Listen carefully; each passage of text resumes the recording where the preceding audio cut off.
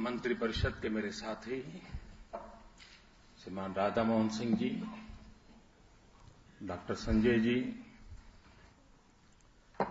मंच पर विराजमान सभी महानुभाव और कृषि और विज्ञान के क्षेत्र से जुड़े हुए सभी तपस्वी जन, अभी मुझे स्टैंडिंग ओवेशन दिया गया। मेरी आप सबसे रिक्वेस्ट है कि हम देश के उन कोटि कोटि किसानों को आज स्टैंडिंग ओवेशन दें, जिनके कारण देश का पेट भरता है।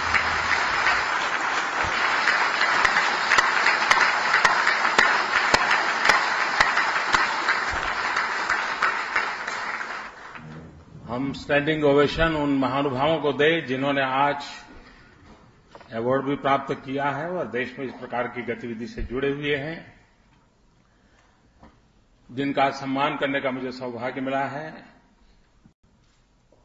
उन सबको मैं हृदय से अभिनंदन करता हूं। अय्यप्पन जी को मैं सुन रहा था, सुपर फास्ट ट्रेन चल रही थी।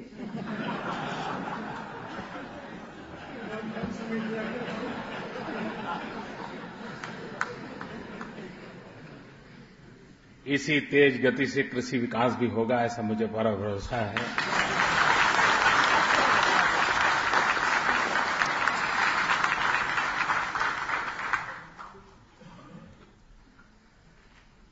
जब उन्होंने सबको स्टैंडिंग ओवेशन के लिए खड़ा किया तो ये कला मेरे ध्यान में आ गई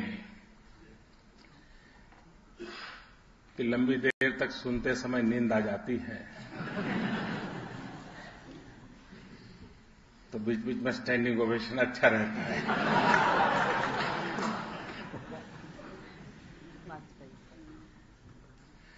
लेकिन मैंने स्टैंडिंग ओवेशन उसके लिए नहीं करवाया था, क्योंकि मैं हृदय से मानता हूं कि देश के कोटि कोटि किसानों ने भारत के भाग्य को बदलने में बहुत बड़ा योगदान किया है। और इसलिए वैज्ञानिक कितनी ही खोज क्यों न करे, लेकिन अगर किसान उस पर भरोसा करके अपना 1 साल खपा नहीं देता है, 2 साल खपा नहीं देता है, तो सिद्धि संभव नहीं होती है। कभी लैब में, कभी छोटे से एक प्रायोगिक व्यवस्था में सिद्धि प्राप्त करने में एक्सपर्ट को सफलता मिल जाती है, लेकिन जब तक उसका सरलीकरण नहीं होता है, सामान्य किसान को पल्ले पड़े उस भाषा, परिभाषा और प्रयोगों से उसको जोड़ा नहीं जाता है, तब तक इसका व्याप बढ़ता नहीं है। हमारे देश में कृषि ज्यादातर पीढ़ी दर पीढ़ी विरासत में दी जाती है और इसलिए परंपराओं को बदलने का साहस बहुत कम लोग रखते हैं। जब तक उसको ये भरोसा न हो, हाँ भाई, हाँ दिस इज द वे, ये कुछ होगा, और उसके लिए भी 2, 4, 5 साल तक सोचता रहता है वो, क्योंकि उसे मालूम है कि कहीं मैं प्रयोग कर गया और मेरी जिंदगी अटक गई तो क्या होगा, इसलिए वो हिम्मत नहीं करता है। और इसलिए भारत के विज्ञान जगत को और खास करके कृषि क्षेत्र में अनुसंधान करने वाले महानुभावों के सामने, सरकार के सामने, सामान्य किसान समुदाय के सामने ये नितांत आवश्यक है कि हम बदलते हुए युग में, बदलते हुए परिवेश में, क्लाइमेट चेंज के माहौल में और वैज्ञानिकों के द्वारा किए गए संशोधनों के माध्यम से, प्रोग्रेसिव फार्मर्स के द्वारा किए गए प्रयोगों के माध्यम से, बदलते हुए क्लाइमेटिक जोन्स, अब क्लाइमेटिक जोन ही बदल रहे हैं हमारे सारे। कभी एग्रो क्लाइमेटिक जोन पहले जो बनाए होंगे, शायद आज एग्रो क्लाइमेटिक जोन में काफी बदलाव नजर आ रहा है। उन सारे पार्श्वभूमि में हमारा किसान भरोसा करके प्रयोग करने की हिम्मत करें और इस दिशा में हम कैसे आगे बढ़ें। आज इस अनुसंधान केंद्र को 86 साल हो गए। मैं चाहूंगा कि आप सब मिलकर के इसका शताब्दी वर्ष कैसे मनाया जाए, उसका प्लानिंग आज ही करें। और इंस्टीट्यूशनल सेलिब्रेशन प्लानिंग नहीं, हम इस अनुसंधान के माध्यम से किसानों तक कैसे पहुंचेंगे, किन किन विषयों में पहुंचेंगे, किन किन बातों में हम कुछ गोल सेट करके अचीव करेंगे, और सारी fraternity, all the university, all the agriculture college, सब इसकी शताब्दी के साथ रिसर्च के नए आयाम, उसके साथ सामान्य किसान को जोड़ने का प्रयास, इस दिशा में हम कुछ गोल तय करके आने वाले 14-15 साल जो भी हमें मिलते हैं, और एक सेंचुरी का मिशन गोल बना करके तय करके, मैं समझता हूं शायद हम 86 साल में जितना कर पाए हैं उससे ज्यादा 14 साल में कर सकते हैं। क्योंकि अब 86 साल पहले हमारी जो ताकत थी, 86 साल में उस ताकत सैकड़ों गुना ज्यादा है। विज्ञान ने भी भारी प्रगति की है, वैश्विक संबंधों का वातावरण भी, ज्ञान का आदान प्रदान भी बहुत तेजी से हुआ है। और इसलिए हम अगर ये गोल लेकर के चले तो हम बहुत कुछ कर सकते हैं। हमारे देश के सामने, क्योंकि ये सारी हमारी जो मेहनत है उसमें हमने दो चीजों को सिद्ध करना है।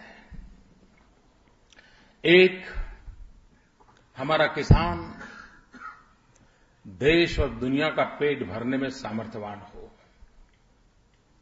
और दूसरा, हमारी कृषि किसान का जेब भरने में सामर्थ्यवान हो। दुनिया का तो पेट तो भरे, लेकिन किसान की अगर जेब नहीं भरेगी तो शायद हम जो चाहते हैं उस स्थितियों को प्राप्त नहीं कर सकते। और इसलिए हमारी दिशा, हमारी योजना उस तरफ कैसे रहे।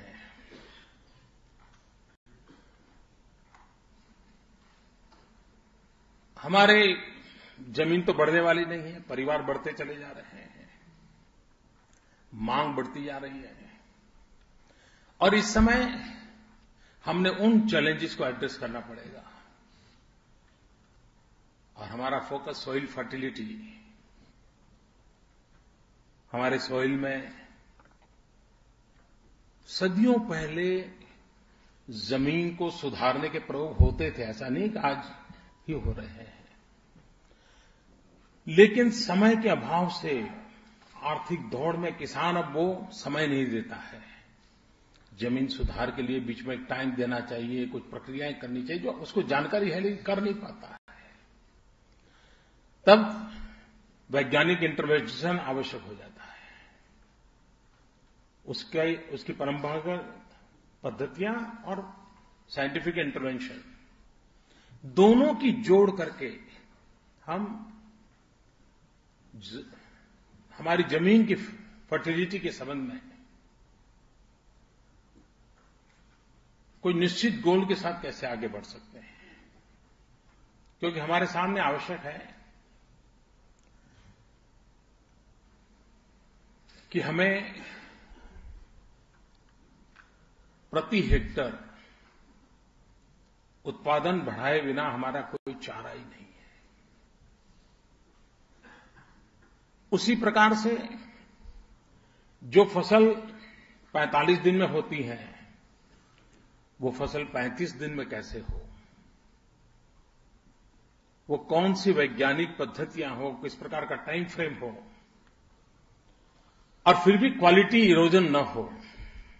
जैसे मूंग में प्रयोग हुआ तो टाइम तो बचा, लेकिन उसकी साइज बदलती गई, साइज छोटी होती गई, और जब साइज छोटी होती तो मार्केट गिर जाता है। क्योंकि सामान्य मानवी ने अपने दिमाग में मूंग की एक साइज सेट है, उसके मन में एक छवि तैयार है, उसी के आसपास होगा तो उसको मन में रहता है ठीक है। उसे अगर थोड़ा सा इधर उधर हो गया तो उसके मन में रहता है अरे भाई शायद ये अच्छा नहीं होगा। और इसलिए क्वालिटी इरोजन न हो, उसके बावजूद भी प्रोडक्टिविटी बढ़े और टाइम फ्रेम रिड्यूस हो, इस पर हम कैसे काम कर सकते हैं। हम जानते हैं कि विश्व के सामने पानी का संकट है। वाटर साइकिल, वेदर साइकिल, दोनों के बीच में क्लैश हो रहा है, कॉन्ट्राडिक्टरी खड़ी हो गई है। अब हमारे सामने चैलेंज है इस वेदर साइकिल के साथ हमारा वाटर साइकिल का साइंटिफिक मैनेजमेंट हम कैसे करें, हम उसको नए तरीके से कैसे उसको जोड़ें, चाहे रेन वाटर हार्वेस्टिंग हो या जल संचय के नए नए अभियान हो, और हम जन सामान्य को जल संचय के संबंध में जितना जागरूक करेंगे, जितना भागीदार बनाएंगे, उतना ही ज्यादा परिणाम मिलेगा। Global warming, environment, 5 star hotel में होने वाले सेमिनार अपनी जगह पे है, उसका भी अपना उपयोग है, लेकिन आखिरकार ये काम करने वाला सामान्य मानवी है। उसके मन में ये भाव कैसे जगे, और जब तक ये विश्वास पैदा नहीं होता है कि पानी ये परमात्मा का दिया हुआ प्रसाद है, और जैसे हम मंदिर में जाते हैं, ये प्रसाद का दाना नीचे न गिर जाए इतनी केयर करते हैं, बहुत सजग रहते हैं, भाई प्रसाद है गिरना नहीं चाहिए। ये पानी भी परमात्मा का प्रसाद है, एक बूंद भी बर्बाद नहीं होनी चाहिए। ये भाव सामान्य व्यक्ति तक हम कैसे पहुंचाएं। जब साबरमती नदी लबालब भरी रहती थी, पानी भरपूर बहता था, महात्मा गांधी साबरमती आश्रम में रहते थे। 1930 का वो कालखंड था, 30 के पहले का कालखंड था, लेकिन कोई अगर पानी का पूरा ग्लास देता था तो बापू कहते नहीं, आधा पीना है तो आधा ले आओ, आधा पानी वापस करो, पानी बर्बाद मत करो। सामने नदी थी, लबालब पानी से भरी थी, लेकिन वो एक बूंद भी पानी को बर्बाद होने से पीड़ा हो जाती थी। ये लेवल ऑफ कॉन्शियसनेस, और अल्टीमेटली सक्सेस के लिए कॉमन मैन का लेवल ऑफ कॉन्शियसनेस जितना बढ़ता है, उतने ही सक्सेस की संभावनाएं बढ़ती है। और इसलिए हम उस दिशा में कैसे आगे बढ़े। पर ड्रॉप मोर क्रॉप, ये हमारा मिशन स्टेटमेंट हो सकता है क्या। जैसे कम जमीन कम समय ज्यादा उपज, वैसे पर ड्रॉप मोर क्रॉप, यानी किसान पेट भी भरे और किसान का जेब भी भरे, कम भूमि में ज्यादा उपज हो। इसी के साथ हमारे एनिमल हस्बेंड्री, हमारे पास जितनी मात्रा में पशु है उसकी तुलना में दूध बहुत कम है, दूध की मांग ज्यादा है, रिक्वायरमेंट भी ज्यादा है। हमारे पशु ज्यादा दूध उत्पादन करें, ये हमारे लिए एक सहज साध प्रक्रिया होनी चाहिए, एक सामान्य व्यवस्था का हिस्सा बनना चाहिए। ऐसा नहीं कि यूनिवर्सिटीज और लैब ने या वेटरनरी कॉलेज इस पर काम नहीं किया है, लेकिन जब तक ये काम जो पशुपालक है उस तक नहीं पहुंचता है, तब तक हमें परिणाम नहीं मिलता है। सारे विश्व में ये जो बदलाव आया है उसमें साइंटिफिक इंटरवेंशन से आया है। टेक्नोलॉजी अपग्रेडेशन और टेक्नोलॉजी का इन्वॉल्वमेंट से आया है। हम जब तक उस दिशा में नहीं जाते, हम देश और दुनिया की मांग की पूर्ति के लिए, और स्थिति ऐसी है कि मांग बहुत बड़ी है, हमारे लिए एक अपॉर्चुनिटी है, उस अपॉर्चुनिटी को कैसे भरे। हमारे सामने एक सबसे बड़ी चैलेंज है लैब टू लैंड। जो लैब में है वो लैंड पर कैसे आए, जो यूनिवर्सिटी के पास है वो कृषक के पास कैसे पहुंचे, जो श्रद्धा यूनिवर्सिटी के एक लैब में बैठ करके साइंटिस्ट को है, वो श्रद्धा एक कृषक के मन में कैसे हो। और उसके लिए प्रोग्रेसिव फार्मर्स, यही हमारी सबसे बड़ी एजेंसी होती है। प्रोग्रेसिव फार्मर्स मेंटली रिस्क लेने के लिए तैयार होता है, उसके डीएनए में होता है ये, वो चाहता है हाँ चलो मैं करूंगा, बताइए भैया। लेकिन ये हमारा कोई संबंध है क्या? क्या यूनिवर्सिटीज के पास और एग्रीकल्चर कॉलेजेस के पास अपने इलाके के प्रोग्रेसिव फार्मर्स, उनकी एक्सपर्टीज, 35 एज ग्रुप के अच्छे पढ़े लिखे फार्मर्स, इनका कोई डाटा है क्या? जो पढ़े लिखे हैं, यंग हैं, जो प्रोग्रेसिव हैं, क्या एग्रीकल्चर यूनिवर्सिटी अपने इलाके के 200-400 गांव के ऐसे लोगों का एक इंफॉर्मेशन बैंक बना सकता है? एक talent pool they are the real talent pool बना सकता है क्या? और उस टैलेंट पूल के लोगों को एड्रेस करके फिर उनके माध्यम से डिसेमिनेशन के कार्यक्रम बना सकते हैं क्या? हमारी एग्रीकल्चर कॉलेजेस जो हैं, उस इकाई को एक नोडल एजेंसी मान करके कम से कम हम हिंदुस्तान के 500-600 डिस्ट्रिक्ट में आराम से अपना नेटवर्क खड़ा कर सकते हैं।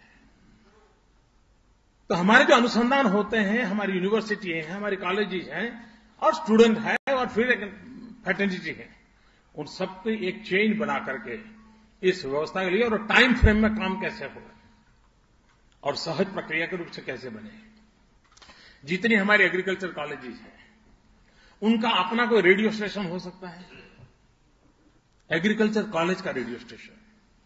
और मैं इसलिए कहता हूं एग्रीकल्चर कॉलेज का रेडियो स्टेशन, किसान रेडियो बहुत सुनता है। एग्रीकल्चर कॉलेज जो जहां है, उसको उस इलाके की कृषि की स्थिति का पता है। वहां कॉलेज के स्टूडेंट्स को भी ज्यादातर उसी परिवार के बच्चे हैं जो कृषि क्षेत्र से आते हैं, तो परंपरा से भी जानता है। और उस एग्रीकल्चर रेडियो कॉलेज चला है, आजकल रेडियो के लिए सुविधा है, परमिशन मिलती है। इन हाउस स्टूडेंट्स को काम दिया जाए, चलो रिसर्च करो और रेडियो पर आकर के टॉक करो। एक सहज रूप से ऐसी प्रक्रिया बन सकती है। हमारी एग्रीकल्चर कॉलेजेस रेडियो के माध्यम से लगातार किसानों को हर दिन 1 घंटा, आधा घंटा, 1.5 घंटा उसी इलाके के किसानों की समस्या, ज्यादा बारिश हो गई तो क्या करना, बारिश देर से आई तो क्या करना, बारिश कम आई तो क्या करना, फलाने प्रकार का रोग नजर आ रहा है तो उससे मैं क्या करना।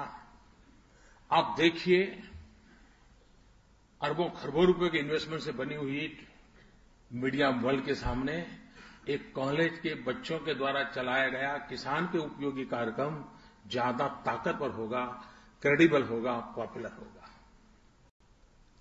हम इन बदलाव की दिशा में जाने को तैयार हैं क्या? अगर हम बदलाव की दिशा में जाने को तैयार हैं तो हम बहुत कुछ दे सकते हैं। हमारे देश में ऐसा तो नहीं है, मैं भी आप ही की तरह ज्यादा समय ले रहा हूं।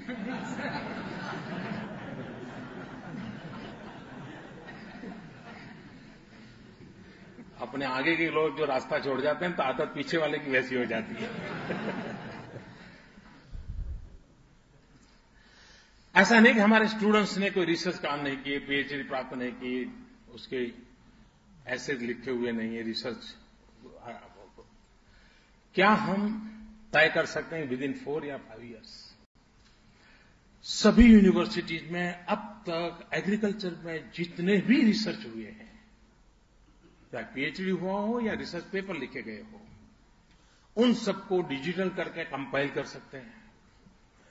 पूरे हिंदुस्तान में हमारे इस नौजवानों ने क्या रिसर्च किया है। अगर मान लीजिए किसी ने गेहूं पर रिसर्च किया है, देश की 25 यूनिवर्सिटी में 200 के करीब छात्रों ने पिछले 50 साल में रिसर्च किया होगा। आज वो खजाना कहां पड़ा है? क्या किसी ने इकट्ठा करके दोबारा उसमें से देखा, यूनिवर्सिटी ने देखा है कि भाई 50 साल में इस प्रकार के रिसर्च हुए, इन 50 साल के रिसर्च को एक कंपाइल करके हम इस पॉइंट को निकालते हैं और एक पूरा डिजिटल प्लेटफॉर्म तैयार हो सकता है हमारे रिसर्च स्कॉलर्स का। वरना उसने पीएचडी ले ली, नौकरी कर ली, रिटायर्ड भी हो गया, मैं बचपन में पीएचडी कर ली थी। देश को क्या मिला? और उसका कारण क्या है? हम चीजों को उसकी मालिकी बना देते हैं, वो राष्ट्र की धरोहर है, उस गौरव गान के साथ उसको जोड़ते नहीं है। मैं वो चीजें बता रहा हूं आपको जिसके लिए कोई बहुत बड़ा बजट नहीं लगता है, बहुत बड़ा एकदम कोई सूर्य चंद्र पर से विज्ञान उतारने की जरूरत नहीं पड़ती, सहज व्यवहार की बातें हैं। और आप देखिए ये ताकत इतनी बढ़ जाएगी। आज भी हमारे यहां पल्सेस एंड ऑयल सीड्स बहुत बड़ी चैलेंज है। क्या हम पल्सेस का उत्पादन और पल्सेस में प्रोटीन कंटेंट, गरीब से गरीब व्यक्ति के लिए प्रोटीन का सोर्स यही है। उस गरीब आदमी का भला करना है तो उसको वो पल्सेस मिले, प्रोटीन जिसमें ज्यादा हो, ताकि उसकी जिंदगी में वो काम आए। हम इसको प्रायोरिटी दे सकते हैं। ऑयल सीड्स, भारत कृषि प्रधान देश हो और हमें तेल बाहर से मंगवाना पड़े, खाने का तेल। अगर लाल बहादुर शास्त्री कहें जय जवान जय किसान और हिंदुस्तान का किसान खड़ा हो जाए और हिंदुस्तान का पेट भरने के लिए सामर्थ्य पैदा कर दे, तो क्या हमारे हिंदुस्तान के किसान के सामने ये चैलेंज नहीं रख सकते? भाई हमने कुछ करना है, अब खाने का तेल हम बाहर से नहीं लाएंगे। आइए हम सब मिलकर मेहनत करें। देश की आवश्यकता है, उस आवश्यकता की पूर्ति के लिए उठाएंगे कदम। हम गोल सेट कर सकते हैं, क्या गोल अचीव कर सकते हैं क्या? अगर जब तक हम सामान्य मानवीय की आवश्यकता और राष्ट्र की आवश्यकताओं के अनुसंधान में हमारी डिजाइन स्ट्रेटेजी वर्कआउट नहीं करते और उसके अनुसार रिसोर्स मोबिलाइज नहीं करते और उसके अनुसार ह्यूमन रिसोर्स को डेवलप करने का कोशिश नहीं करते, तो हम जो चाहिए वैसा परिणाम प्राप्त नहीं कर सकते। और इसलिए मैं आज इस प्रकार के प्रमुख लोग यहां बैठे हैं। हम सिर्फ एनालिसिस करके भी हाँ नहीं होता है, नहीं, नहीं होता है, उसका एनालिसिस इनफ नहीं है। कैसे हो उसका एनालिसिस कैसे हो, इस पर हम कैसे कर सकते हैं? ब्लू रिवॉल्यूशन, भारत के तिरंगे के झंडे में हम ग्रीन रिवॉल्यूशन की बात करते हैं, व्हाइट रिवॉल्यूशन की बात करते हैं, लेकिन जो ब्लू कलर का अशोक चक्र है उस रिवॉल्यूशन को भी देखने की आवश्यकता है। और वो ब्लू रिवॉल्यूशन है हमारी सामुद्रिक संपत्ति, फिशरीज, उसके क्षेत्र में डेवलपमेंट। बहुत बड़ा ग्लोबल मार्केट बना हुआ है, हमारे फिशरमैन की जिंदगी बदले। उसी प्रकार से कई बातें हो रही है। ऑर्नामेंटल फिश एक बहुत बड़ा क्षेत्र खुल गया है, अब मोती का खेती हो रहा है, बहुत बड़ा काम हो रहा है। उसी प्रकार से हमारे कोस्टल, हमारी साइंटिफिक फैकल्टी और हमारे मछुआरे और हमारे समुद्र तट पर रहने वाले नागरिक सीवीड की खेती साइंटिफिक ढंग से कैसे हो। सीवीड आने वाला इन दिनों फार्मास्यूटिकल वर्ल्ड के लिए सबसे बड़ा रॉ मटेरियल इनपुट है, ग्लोबल मार्केट है सीवीड का। लेकिन हमारे समुद्र तट पर सीवीड की खेती का अभी हम उतना साहस नहीं कर पा रहे। और सीवीड में भी इतनी वैरायटीज है, इतना पोटेंशियल है उसके अंदर। सीवीड अगर मानो मनुष्य के लिए उपयोग आए ना आए, खाली उसका ऐसे ही घर में क्रश करके उसका रस बना करके खेत में छांट दिया जाए तो खेती के लिए वो बहुत बड़ा दवाई और फर्टिलाइजर दोनों का काम कर देता है। क्या कारण है कि हिमालय हमारे पास हो और चाइना के पास भी हिमालय का कुछ भाग हो, चाइना हर्बल मेडिसिन में बहुत आगे हो और हम मेडिसिनल प्लांट के संबंध में धीरे धीरे चिंता के क्षेत्र में चले जाएं। मेडिसिनल प्लांट के संबंध में हमारा कोशिश क्या हो, हम क्या नया दे सकते हैं, हमारे मेडिसिन प्लांट का मैक्सिमम यूटिलाइजेशन कैसे हो। Pharmaceutical industry, pharmaceutical department and agriculture department, this research institution, ये चार मिलकर के उस विषय में क्या कर सकते हैं। मैं समझता हूं इतने सारा बड़ा स्काई इज द लिमिट, इस प्रकार का क्षेत्र हमारे सामने खुला पड़ा है। अगर हम सब मिलकर के इस नई सोच के साथ उस दिशा में आगे बढ़ें तो हम आने वाले दिनों में न सिर्फ भारत को न कि विश्व को बहुत कुछ दे सकते हैं। जिन महानुभावों ने इस काम को योगदान किया है, जिनका अभिनंदन करने का मुझे अवसर मिला, फिर से एक बार उनको मैं बधाई देता हूं। मुझे आप सबके बीच आने का अवसर मिला, मेरा सौभाग्य है। मेरी बहुत बहुत शुभकामनाएं हैं। बहुत बहुत धन्यवाद।